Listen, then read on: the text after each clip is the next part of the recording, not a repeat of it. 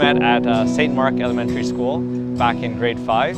She was friendly, again, big, beaming smile all the time, and very likable. She definitely stood out back then, and she still does now. I'm Pat Loriano. I am marrying Joanna Young.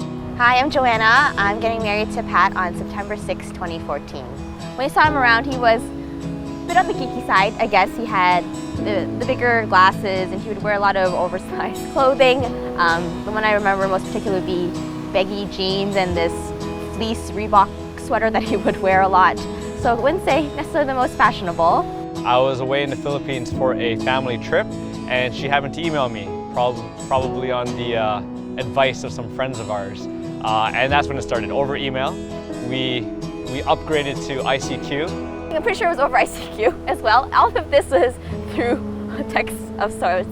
We were pretty shy back in the day, so he was just, quite simple, like, I like you, do you think you might like me back? I think she always knew that I liked her, and she eventually admitted that she might have feelings for me, maybe over ICQ. I think I'm like, I need some time to think about it. And I think I said something silly like, that's good, thank you, and it was pretty awkward. Our first date was very nerdy. I was part of Brainchild, one of those after school, upgrade your math kind of thing. So they were doing a skating event where you could bring a guest, so he decided to invite me as his +1. And that was our first date. That was our first date, chaperoned by other nerdy friends of ours. So my relationship with Pat, I think what works is that in some ways our roles are often very reversed. We joke that he's really the girl in the relationship in many ways, and a lot of our friends know that. So, he's usually the clean one, detail-oriented, loves shopping. I am definitely the anal one.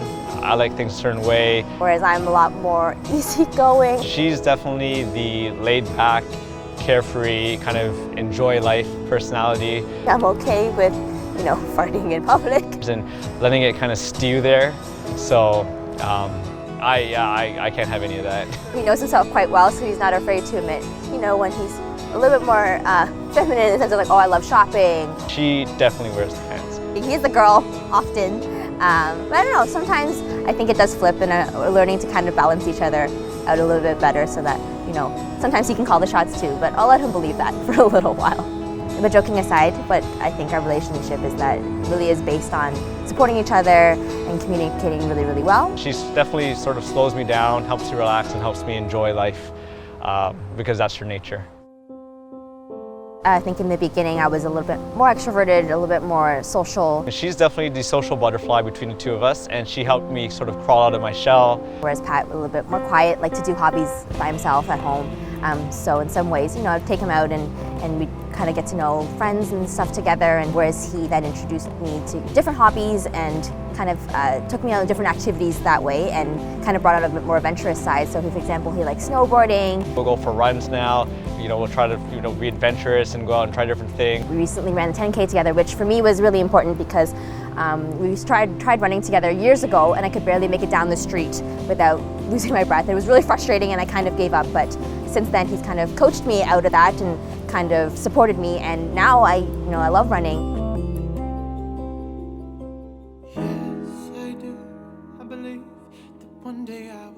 So we got engaged March 23rd, 2012, and that date is important just because it was our childhood anniversary from when we first got together in grade 8. So at that point it would have been half of our lives that we'd known each other. It was 13 years. So I show up at the apartment, open the door, and there's this huge sign that he created of a panda and a penguin, so our favorite animals, and it just said surprise. And honestly, this whole time, I just thought it was a nice gesture. We walked through, I set up different stations for her around each of the different senses relating to our relationship and our history. So the first one was the sense of sound, so he had an iPod. I had recorded some meaningful songs from our relationship. I had played them on guitar, recorded them and played them.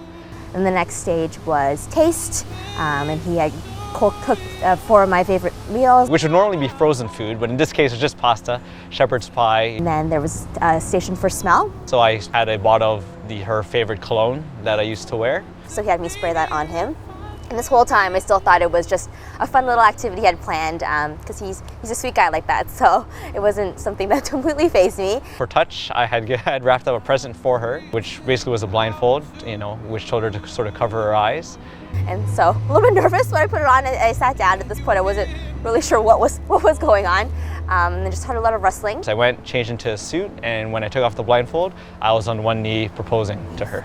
I was beyond shocked, and I'm not an easy person to surprise, so I would say it was definitely a big and very welcome surprise.